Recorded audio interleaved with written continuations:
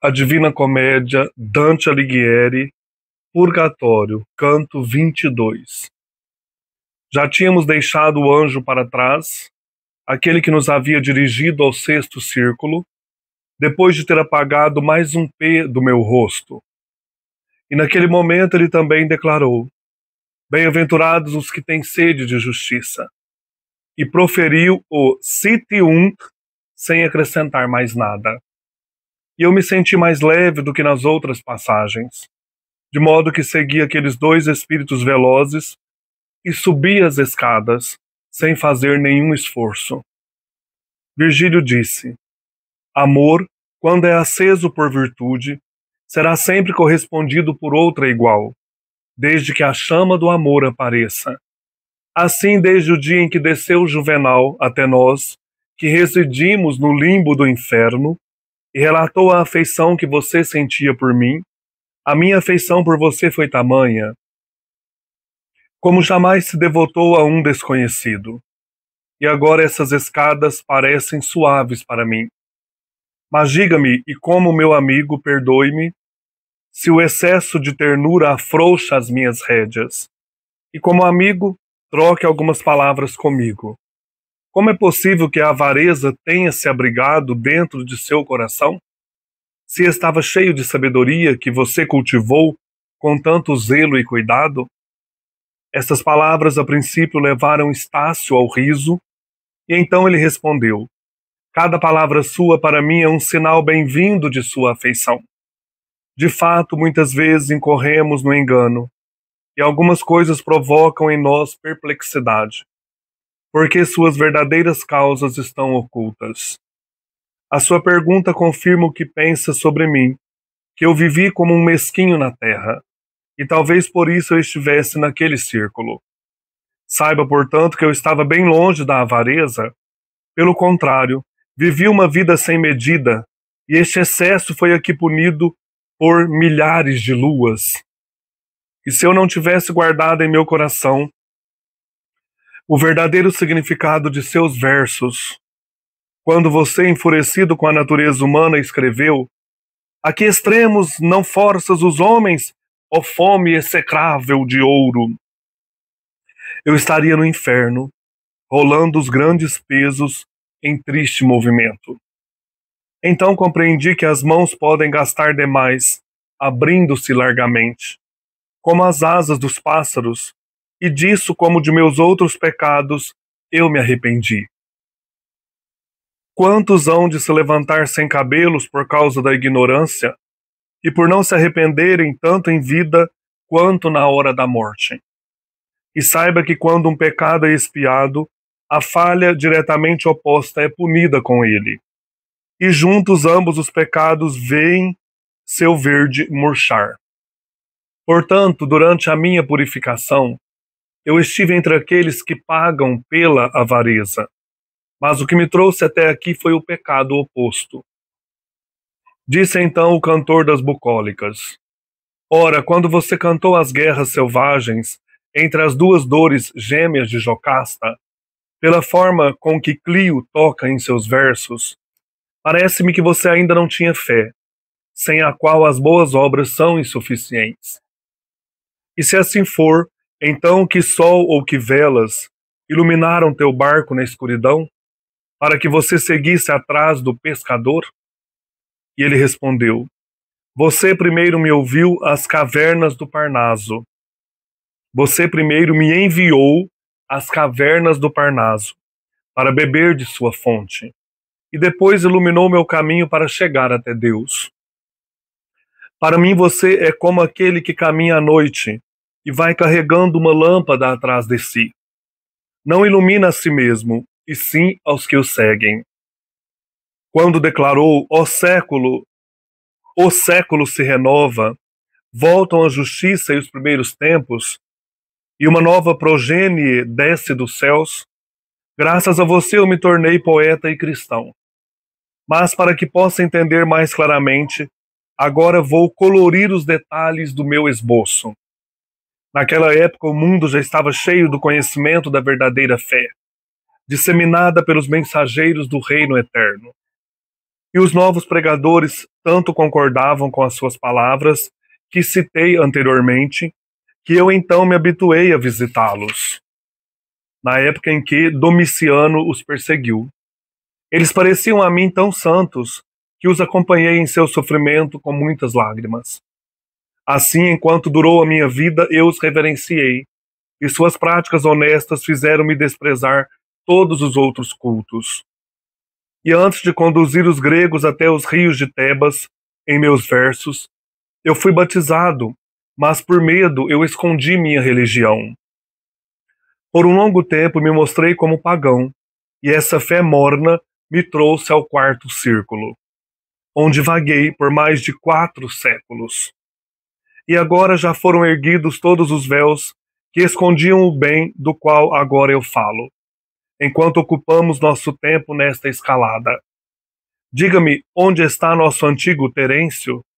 E onde estão Cecílio, Plauto e Varro? Diga-me se estão condenados e em qual círculo.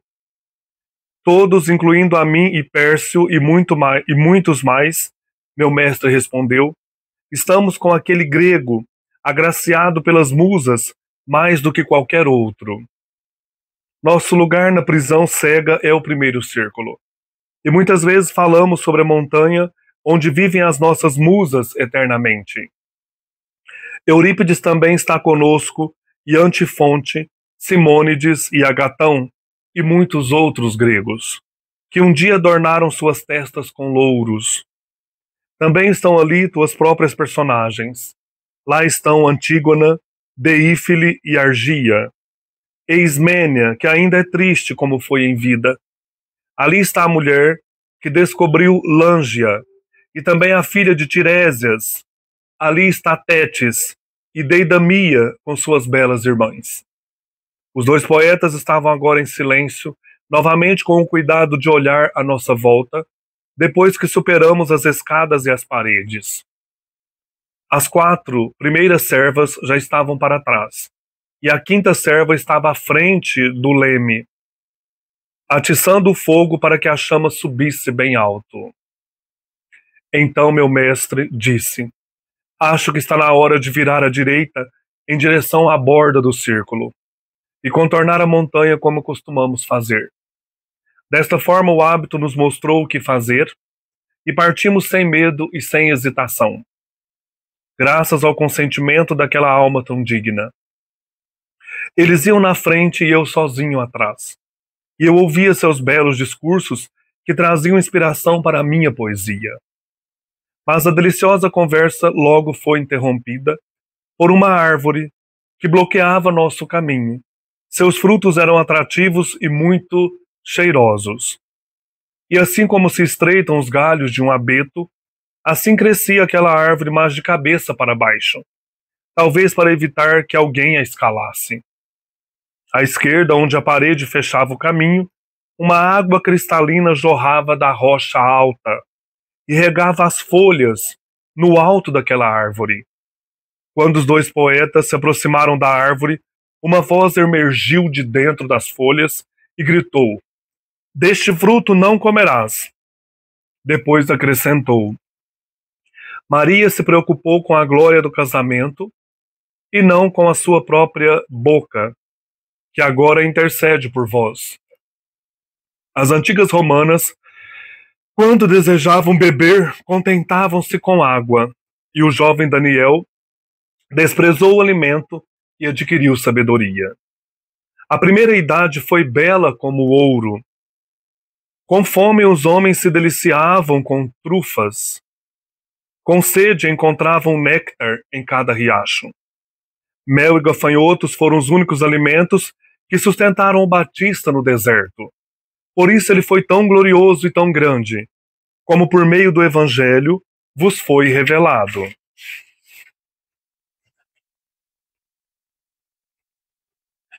Oi, gente, eu sou o Frei Joaquim, este é o canal Herdeiros de Homero. Hoje, então, canto 22 do Purgatório, Divina Comédia, Dante Alighieri.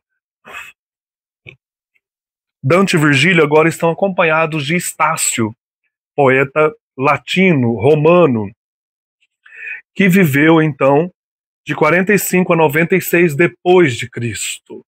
Ele agora vai caminhar com Dante e Virgílio até o final do Purgatório. E nós temos aqui um canto muito bonito em que Virgílio e Estácio dialogam por vários momentos aqui, né?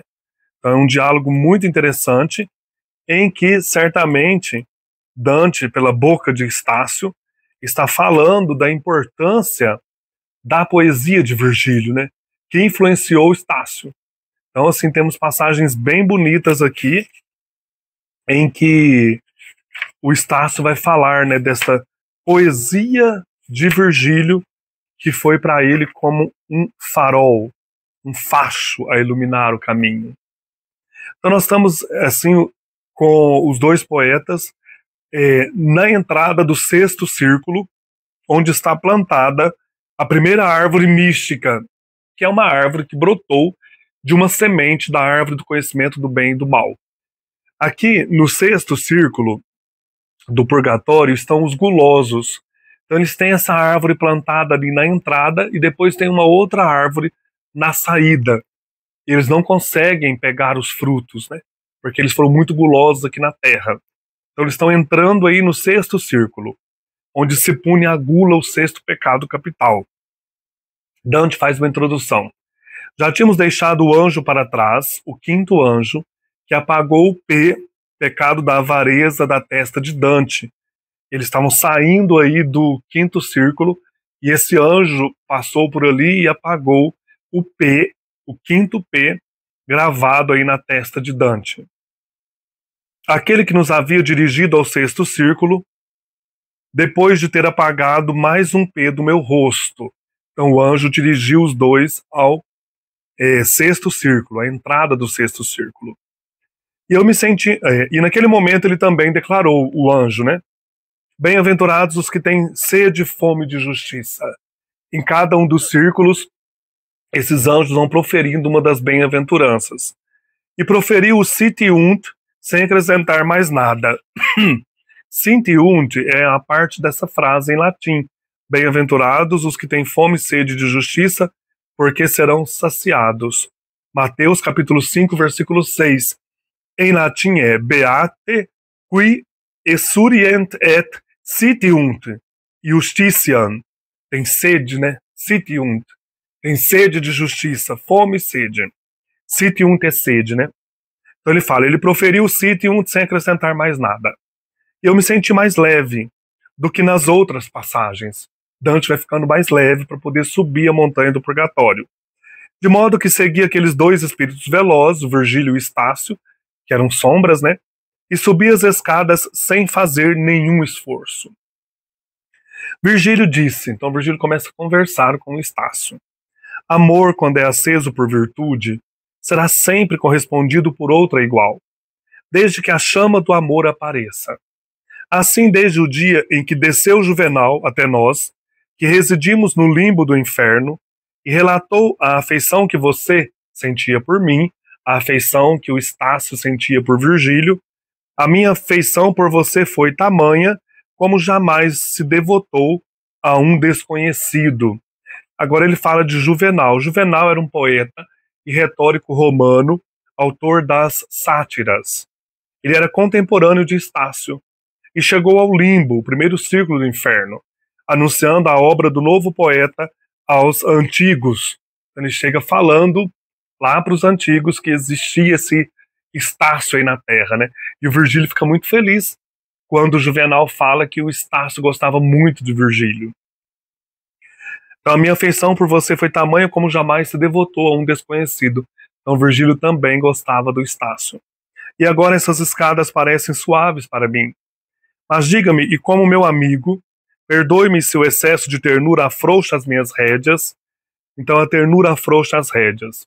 Para denotar o estreitamento da amizade entre Virgílio e Estácio, optamos então neste canto por mudar a forma de tratamento. No caso formal, tu, para a forma mais informal, você, nas falas entre ambos. Então essa nota aqui é uma nota dos tradutores, né, do Williams Glauber e da Luciene Ribeiro dos Santos de Freitas, que passam então a trazer o tratamento você ao invés de tu, na fala de Virgílio para Estácio. Então, olha, mas diga-me, e como amigo me perdoe se o excesso de ternura afrouxa as minhas rédeas, e como amigo troca algumas palavras comigo, como é possível que a avareza tenha se abrigado dentro do seu coração? A avareza no quinto círculo, né? Se estava cheio da sabedoria, que você cultivou com tanto zelo e cuidado. Então, como que você está aqui no círculo da avareza se você cultivou a sabedoria com tanto zelo e cuidado? Então, aqui, este canto é dedicado, então, esse canto 22 do Purgatório, a essa entrevista com o poeta Estácio, cuja salvação foi anunciada pelo terremoto no final do canto 22. Como eu falei, né, será um longo canto trazendo essa entrevista, esse diálogo entre Virgílio e Estácio. Então Virgílio está perguntando, por que a avareza habitou seu coração, se você era cheio de sabedoria? Essas palavras a princípio levaram Estácio ao riso, e então ele respondeu, cada palavra sua para mim é um sinal bem-vindo de sua afeição. De fato, muitas vezes incorremos no engano, e algumas coisas provocam em nós perplexidade, porque suas verdadeiras causas estão ocultas.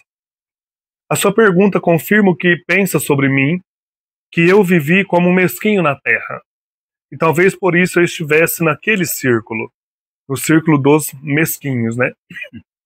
Saiba, portanto, que eu estava bem longe da avareza. Pelo contrário, vivi uma vida sem medida, na prodigalidade, que também se pune nesse círculo. E pelo contrário, vivi uma vida sem medida, e este excesso foi aqui punido por milhares de luas.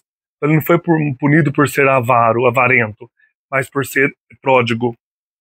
Saiba, portanto, que eu estava bem longe da avareza, pelo contrário, vivi uma vida sem medida, e este excesso foi aqui punido por milhares de luas. E se eu não tivesse guardado em meu coração o verdadeiro significado dos seus versos, está falando para Virgílio, né? Quando você, enfurecido com a natureza humana, escreveu, a que extremos não forças o homem, ó fome execrável de ouro. Na tradução de Carlos Alberto Nunes, feita em 1983, dessa passagem da Eneida, canto 3, versos 56 e 57. Primeiro eu vou ler em latim, depois eu falo a tradução. Em latim, quid non mortalia pectora cogis, auri sacra fames. A tradução do Carlos Alberto Nunes, a que extremos não forças os homens, fome execrável de ouro. Então está falando, quando eu li isso nos seus versos, eu estaria no inferno rolando os grandes pesos em triste movimento. Então a punição do avarento e do pródigo no inferno. Inferno, canto 7, versos 26, 25 e 26, que diz, com gritos penetrantes vindos dos dois lados opostos, rolando grandes pesos, empurrando-os com o peito. Então o Estácio fala, se eu não tivesse ouvido esses teus versos, eu estaria lá no inferno, carregando esses pesos, sendo desculpem, sendo punido pela avareza. Então compreendi que as mãos podem gastar demais, abrindo-se largamente como as asas dos pássaros. E disso, como de meus outros pecados, eu me arrependi. Então ele se arrependeu, porque no canto passado eu falei, mas Estácio, que era pagão, está aqui? Mas ele vai contar para nós que ele foi batizado, eu tinha esquecido dessa parte. Ele se arrependeu, olha. Quantos hão de se levantar sem cabelos? Inferno, canto 7, versos 55 e 57. Diz o seguinte, por toda a eternidade ostentarão dois estigmas. Uns hão de se levantar do sepulcro com os punhos cerrados, e outros sem cabelos no alto da cabeça. Então o Estácio está recitando essa passagem. Então ele diz, quantos hão de se levantar sem cabelos por causa da ignorância, e por não se arrependerem tanto em vida, quanto na hora da morte. E saiba que quando um pecado é expiado, a falha diretamente oposta é punida com ele. E juntos ambos os pecados veem seu verde murchar. Ele não era avarento, ele era pródigo, gastava demais, né? Mas se arrependeu. Portanto, durante a minha purificação, eu estive entre aqueles que pagam pela avareza, Mas o que me trouxe até aqui foi o pecado oposto, a prodigalidade. Então, por isso que no círculo dos avarentos, nós temos aqui, ó, quinto círculo, avarentos e pródigos. Então, ele estava ali sendo punido pelo pecado oposto aos avarentos, né, a avareza, a prodigalidade. Então, ele explica para Virgílio por que que ele estava ali, né, e fala que ele se arrependeu. Por isso que ele não foi para o inferno. Disse então o autor das Bucólicas. Bucólicas e é um livro de Virgílio, né? Também as Écoglas são livros de Virgílio. O Purgatório, canto 3, verso 27, fala disso. Virgílio escreveu Eneida, Bucólicas, as Écoglas, né, que são textos importantes da Antiguidade. Disse então o cantor das Bucólicas: ora, quando você cantou as guerras selvagens entre as duas dores gêmeas de Jocasta, a cruel guerra, então, entre Eteócles e Polinices, os dois filhos gêmeos de Jocasta e Édipo. Inferno, canto 26, verso 54. Ele fala, quando você cantou as guerras selvagens entre as duas dores gêmeas de Jocasta, entre os dois filhos, Eteócles e Polinices, dois filhos de Jocasta e Édipo, pela forma com que Clio toca seus versos. Clio é uma das 9 musas, filhas de Menemósine, a memória, e Zeus, ou Júpiter, né? Inferno, canto 2, verso 9, ver também. Clio é a musa da história e da criatividade, aquela que divulga e celebra as realizações. Então Virgílio fala, pela forma com que Clio toca em seus versos, parece-me que você ainda não tinha fé, sem a qual as boas obras são insuficientes. E se assim for, então, que sol ou que velas iluminaram teu barco na escuridão, para que você seguisse atrás do pescador? Bonito, né, esse terceto? E se assim for, né, parece que você não tinha fé quando você escreveu as guerras entre os filhos de Jocasta. Então, que sol ou que velas iluminaram teu barco na escuridão, para que você seguisse atrás do pescador? O pescador é São Pedro, né, o pescador de homens. São Lucas, capítulo 5, versículo 10. Então, para você seguir o pescador, lembrando então que o Virgílio escreveu, o Estácio escreveu poemas diversos, ou Silve, a Tebaida, um poema épico sobre a história de Tebas, a Aquileida, inacabado, e a Agave, uma tragédia. Então Virgílio pergunta, né, que sol te iluminou, então, para você escrever esses versos tão bonitos, né? Ele respondeu, o Estácio, você primeiro me enviou às cavernas do Parnaso. Então ele fala, foi você, Virgílio, que me levou, que me enviou às cavernas do Parnaso. Parnaso é uma montanha da Grécia, que se eleva a alguns quilômetros das ruínas da cidade de Delfos. Na antiguidade ela era considerada a morada das musas de Apolo e Dionísio, o lugar privilegiado onde os músicos e poetas vinham procurar inspiração. Os flancos do Parnaso possuem várias cavernas, habitadas, segundo as lendas, por Pan e outras divindades da floresta. Em uma destas cavernas brota a célebre fonte Castália, Purgatório, canto 31, verso 140. Em Purgatório, canto 28, Matelda revela aos poetas que o Parnaso é, na verdade, o paraíso terrestre, mostrado a eles em seus sonhos. Olha que bonito. Essa montanha do Parnaso, tem até a escola, né, de literatura, o parnasianismo, que é uma montanha habitada por poetas, por ninfas, pelo deus Pan, por Dioniso, né? Então o Estácio fala, você primeiro me enviou às cavernas do Parnaso, pelos seus poemas bucólicas e éclogas, para beber de sua fonte. E depois iluminou meu caminho para chegar até Deus. Então foi você, Virgílio, que me levou a Deus. Para mim você é como aquele que caminha à noite e vai carregando uma lâmpada atrás de si, não ilumina a si mesmo e sim aos que o seguem. Belíssimo isso. Quando declarou, o século se renova, voltam a justiça e os primeiros tempos, e uma nova progênie desce dos céus. Ele fala que esse versículo, esse verso de Virgílio, mostrou a ele a luz. Então esta é uma citação de Dante às Écloglas de Virgílio. tradução do Eugênio Vinci, feita em 2016. Então, o Dante cita Virgílio na boca de Horácio, né? Quando você declarou, o século se renova, voltam a justiça e os primeiros tempos, uma nova progênie desce dos céus, como se Virgílio tivesse anunciado o Messias. Ele fala, você então é aquele que caminha à noite para mim, e vai carregando uma lâmpada atrás de si, não ilumina a si mesmo e sim aos que o seguem. Muito bonito isso, né? Graças a você eu me tornei poeta e cristão. Mas para que possa entender mais claramente, agora vou colorir os detalhes do meu esboço, como eu me tornei poeta e cristão. Lembrando que Estácio viveu do ano 45 ao 96 depois de Cristo, né? Morreu aos 51 anos.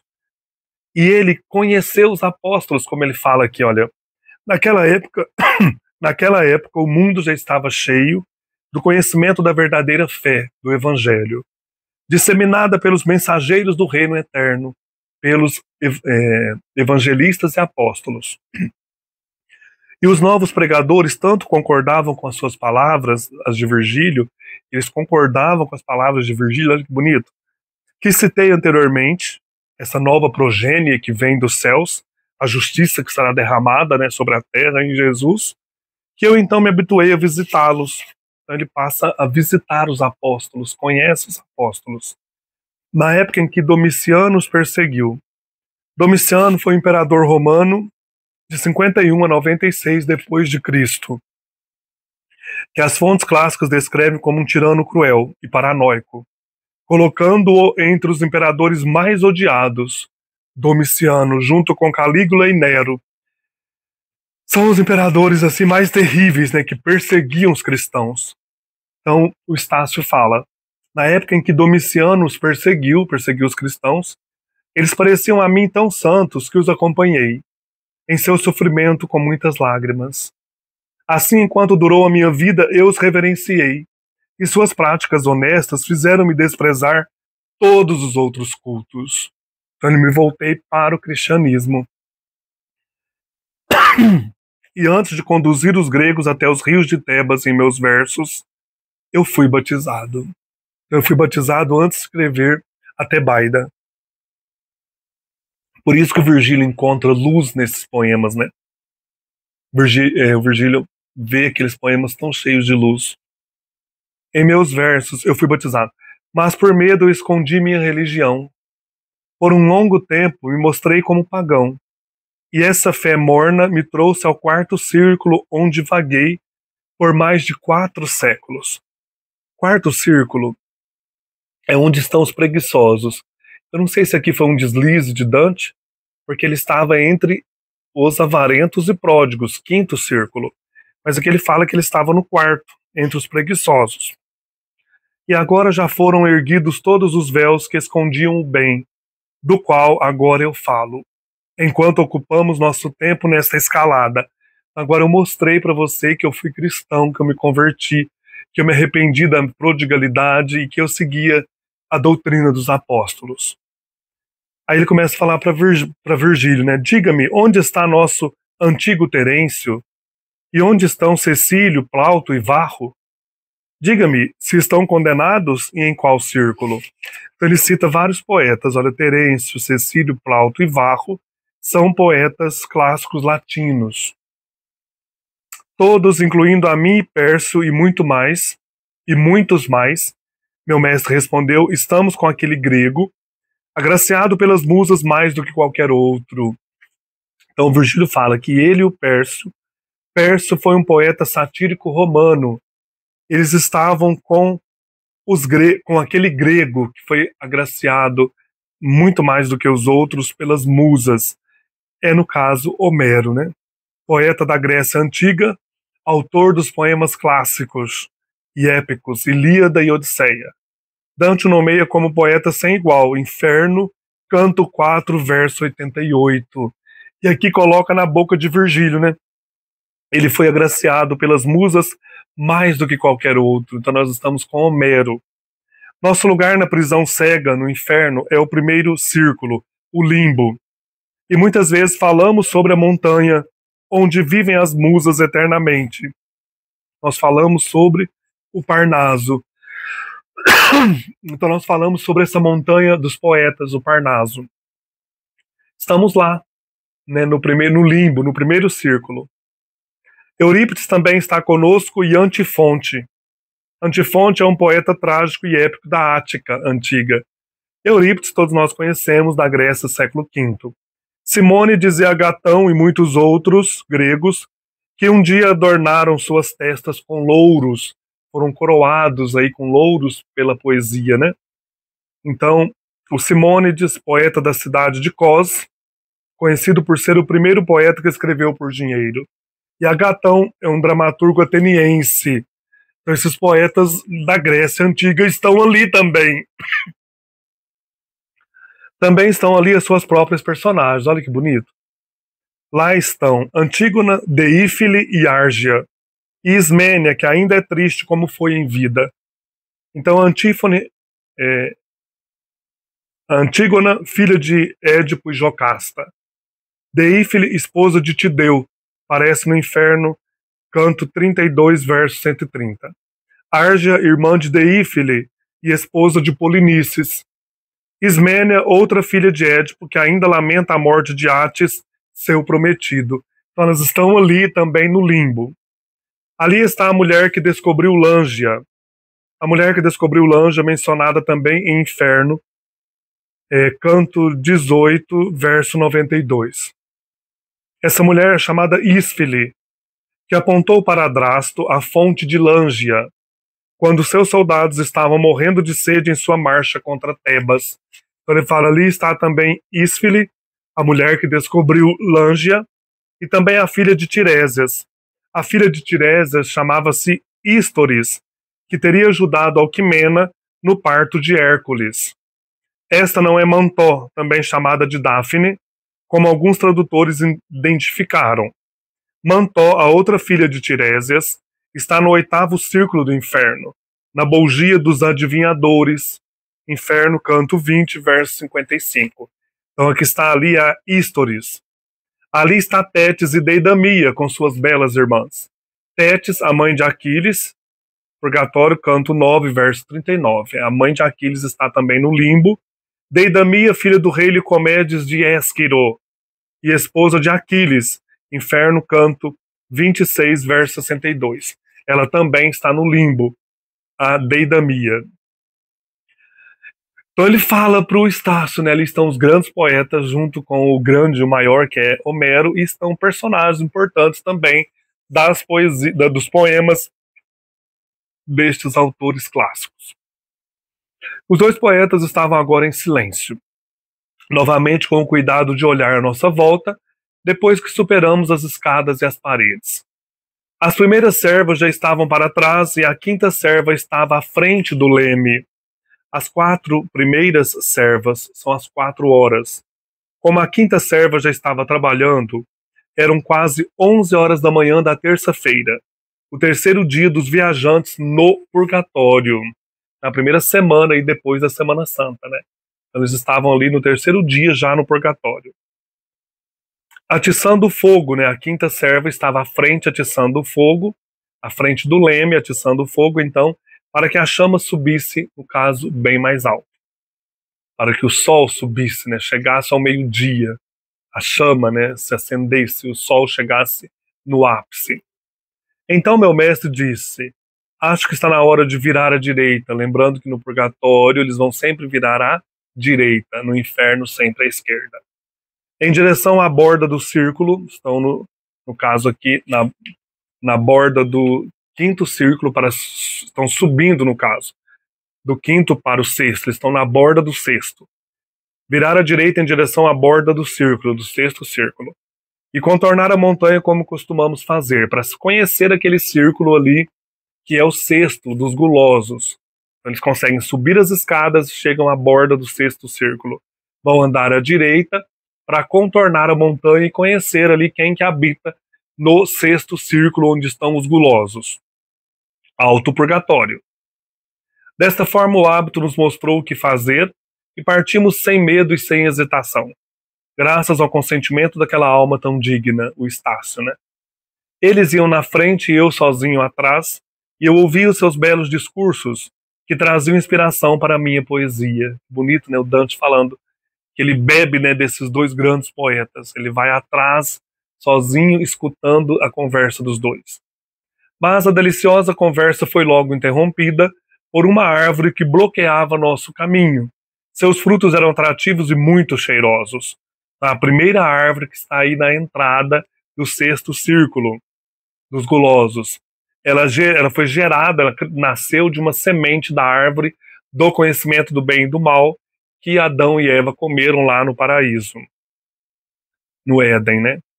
Então ele fala, ó, seus frutos eram atrativos e muito cheirosos. E assim como se estreitam os galhos de um abeto, assim crescia aquela árvore, mas de cabeça para baixo. Talvez para evitar que alguém a escalasse. É interessante a nota aqui, olha. Esta árvore mística brotou de uma semente da árvore do conhecimento. Dante, Virgílio e Estácio estão na entrada do sexto círculo, onde é punido o pecado da gula, e esta árvore se destina a aumentar o tormento das almas famintas, mantendo suas frutas frescas e orvalhadas fora de seu alcance. Eles veem aquelas frutas ali, eles veem aquelas frutas e não pode saboreá-las. Na saída do sexto círculo haverá outra árvore semelhante, como se verá em Purgatório, canto 24, verso 103.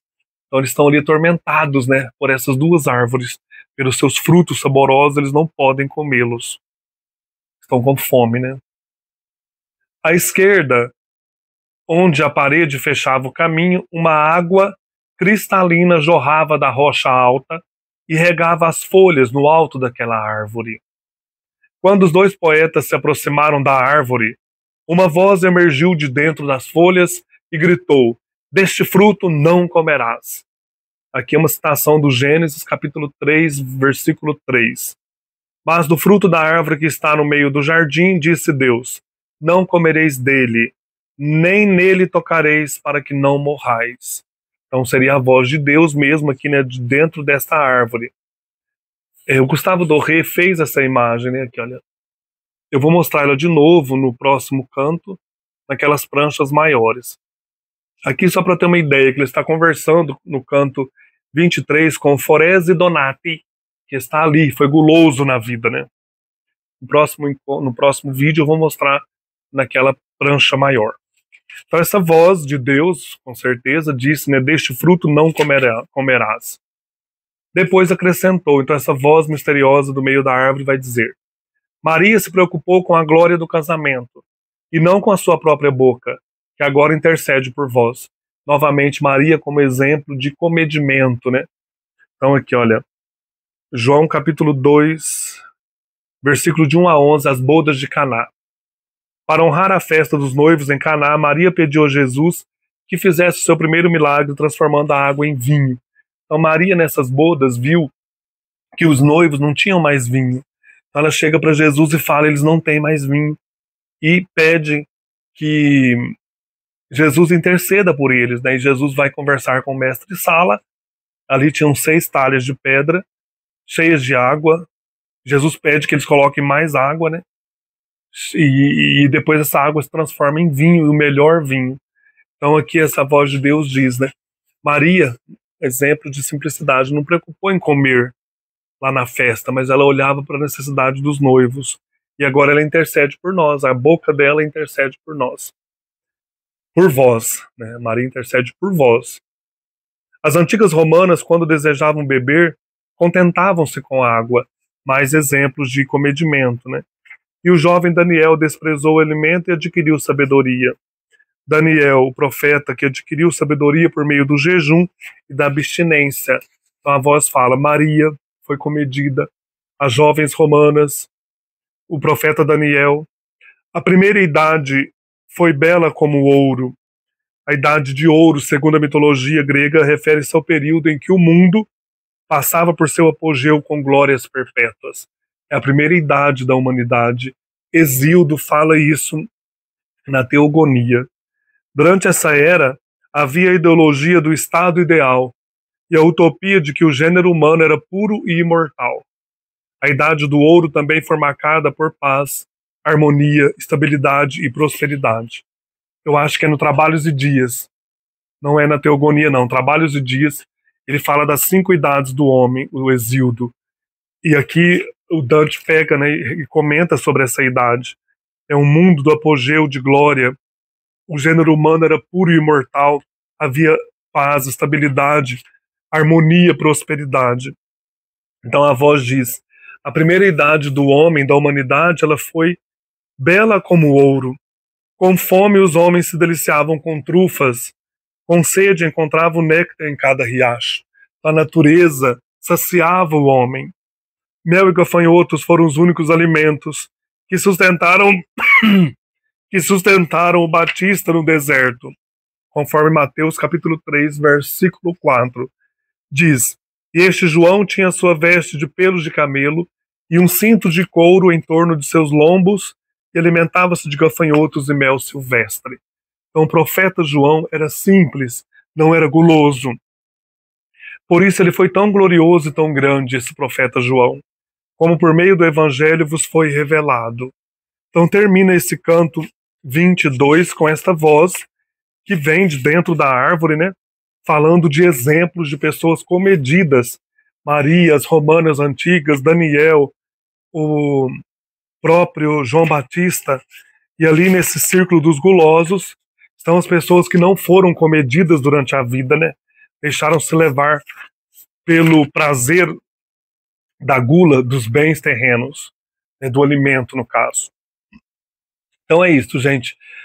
Mais um canto belíssimo do Purgatório, Divina Comédia, Dante Alighieri. Um abraço e até mais.